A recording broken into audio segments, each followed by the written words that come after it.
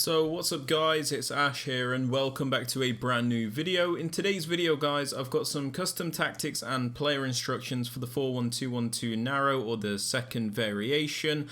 Just before we get started though with the video guys, I just wanted to say for those of you that are interested in gameplay in the videos, gameplay will be coming in the next few days. I'm just a little bit short for time at the moment, so editing together gameplay clips and stuff just takes me a while, especially since I'm a bit of an idiot in regards to editing and stuff like that. So gameplay will be coming, don't worry. But yeah, as for now guys, let's just get into today's video. If you want some coins for the new level up promo, make sure you check out MMOXP.com. Their link is down in the description. They're very fast, they're very cheap, they're very reliable, and if you use my code Rema, you can get yourself a nice 5% extra discount. Okay guys, so starting off with the custom tactics for today's video. For the defensive style, I like to have this on balanced. Now the reason we do have this on balanced is because we do have the best control over our defenders. Basically, when you use balanced, your defense is neither super aggressive with pressing and it doesn't drop off all the time either. It's a bit of a balance, so it does give you the best control, as you can press when you want to press and then drop back when you want to be a little bit more passive. Moving on to the defensive width guys, I have this on 39. The reason for this is we want our defense to be nice and primarily narrow and compact. So basically we want to have this width lower so it does make our team more compact, which will make it more difficult for our opponents to just play right through the middle of us, and it stops us leaving so many gaps. We don't want to lower the width too much, however, as it is still important to maintain some of the natural width to cover the wide areas in case an opponent tries an attack down the wing. Moving on to the depth guys, I have this on 56. This is because I find it to be really nice and balanced, where it's not a super high defensive line and it's also not a super deep defensive line. It's really nice and balanced. Sometimes we can win the ball higher up the pitch, other times we can sit a little bit deeper. The reason I don't like having the depth crazy low is because I don't like being pinned back in my own box all the time, and I also don't like having the depth really high, as one through ball will often destroy you. So we kind of just like to go for something in between. Now moving on to build-up play guys, I like to have this on fast build-up. The reason for this is the 4-1-2-1-2 is very good for like little diamonds and triangles, which means fast build-up is actually really nice because players make a lot of very fast movements and you can link up very nice quick plays that you can't really do with other formations. That being said, I would probably say balanced is still the most meta option, as with balance you do have a lot more consistency and control over your build-up. For example, with balance you can decide to play a little bit slower if you want, or speed up, whereas with something like fast build-up, it's very one-dimensional. You always have to stick to that plan, which can be quite predictable. Moving on to chance creation guys, we have this on direct passing. This is because direct passing is by far the most meta option in the game. Basically, your attacking players will bunch up against the opposition defenders, so you can do the super overpowered 1 versus 1 plays to create many chances. Players will also make those extra movements in the box so you can get off the extra pass to guarantee those goals. Moving on to the width guys, for the attack we have this on 40. This is because the 4-1-2-1-2 is obviously a narrow formation, so we do want to have a primarily narrow width when we are going forward, otherwise it doesn't really make much sense. That being said, we don't want to have the width too low, otherwise your players are just way too close together and it just gets too congested in the central area. So we do want a bit of space between the players, but we also want to keep it narrow. Moving on to players in box guys, we have this on 3. This is so we can get a couple of players into the box to finish off those chances, but we don't always overcommit the entire team to the point where we're getting counter-attacked. And as for corners and free kicks guys, this is down to preference, but I have it on 1 because of a set piece routine that I use. Link to that in the top right hand corner of the screen if you are interested. Now moving on to the plays you want to use guys, I'm just going to give you some suggestions for each position, because a lot of people ask which types of players they should be using in certain positions and whatnot, so I'm just going to give you a basic guideline to help you out if you are struggling.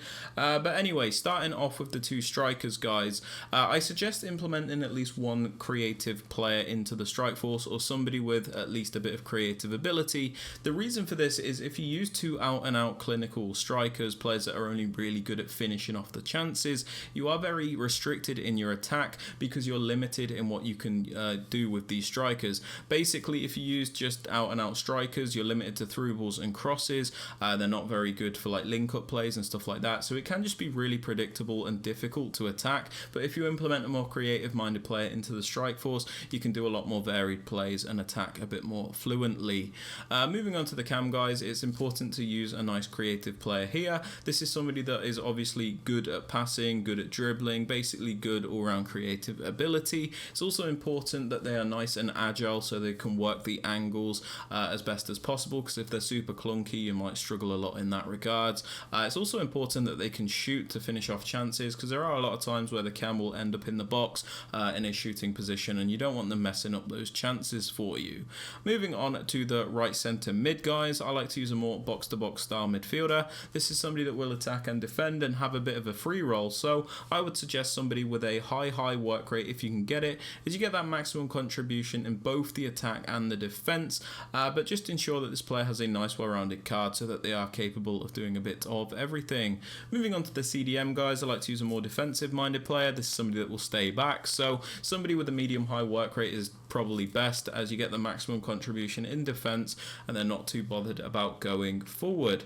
As for the left centre mid, guys, we can actually use whoever we want in this role. I suggest like an actual attacker, somebody like an Mbappe or a Neymar or a Jairzinho, you know, any type of attacker in this position. The reason for this is the left centre mid's not actually going to have to defend as a left centre mid when we don't have the ball, so it means you don't have to worry about their defensive ability, so you can pretty much use anybody you want in this role here. As for the two fullbacks, guys, you can do whatever you want. You could use two attacking fullbacks, two defensive fullbacks, or you could go for like a balance where you have one attacking fullback, one defensive fullback. Completely up to you. As for the centre backs and the keeper, guys, these just need to be full meta players. Now, moving on to the player instructions, guys. On the strikers, we have them on stay central and get in behind. The reason we have them on stay central is because we don't want them drifting off into those wider areas. They are our strikers, so it is important that they do maintain those central positions, and they are always where we want them to be. We also have them on getting behind, as I feel like against the majority of players, the getting behind instruction is really useful, as your opponents will not mark those runs all the time and it's very easy to score those chances. That being said, if you are playing against like a top end opponent, might be worth switching them to mixed attack, as they become a lot more unpredictable and make more versatile movements.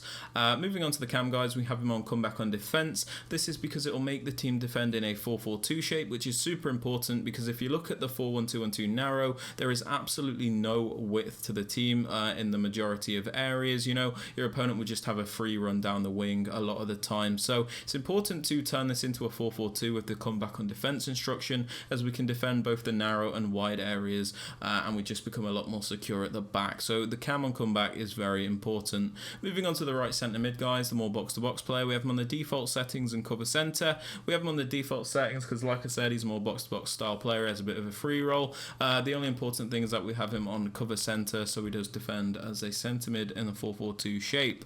Moving on to the CDM, guys, the defensive player, we have him on stay back, cut passing lanes, cover centre. Stay back is obviously because he's defensive, we don't want him going forward. Cut passing lanes means he's always looking to break up the play and intercept those passes, and then most importantly, cover centre means he will defend as one of those centre mids in the 4-4-2. Moving on to the left centre mid, guys, where we use an actual attacker, we have him on get forward, get into the box cross, and cover wing. Most importantly, get forward means he will fly forward, obviously, because we do use an actual attacker here. Get into the box cross means we won't be hesitant to get into the penalty area, and cover wing means he will defend as a left mid in the 4-4-2 when we don't have the ball. This is why I said it's not important to have a player with really good defensive stats in this position, as they don't actually have to defend as a centre mid when we don't have the ball. Moving on to the fullbacks, guys, I have them both on stay back while attacking and overlap. We have them on stay back while attacking, so we don't risk getting through ball down the line all the time by overcommitting our fullbacks and leaving a lot of space, but we have them on the overlap run type, so when we do send them on a run forward, they'll make the overlapping runs to add extra width. When I want to attack with my fullbacks, I will use the D-pad tactics to trigger attacking fullbacks, and I can just turn that off when I please. If this is too difficult for you, you can put one of them on balanced attack and overlap, or even both of them, but just beware that you might find this a little bit extreme and struggle to defend. As for the two centre backs and the keeper, guys, these are on the default settings and I do not touch them. But yeah, they're my custom tactics and player instructions. I hope you've enjoyed the video. Please drop a like if you have, sub to the channel, and don't forget to turn on notifications. And with all that aside, guys, I hope you have a great rest of your day, and I'll catch you all in the next one.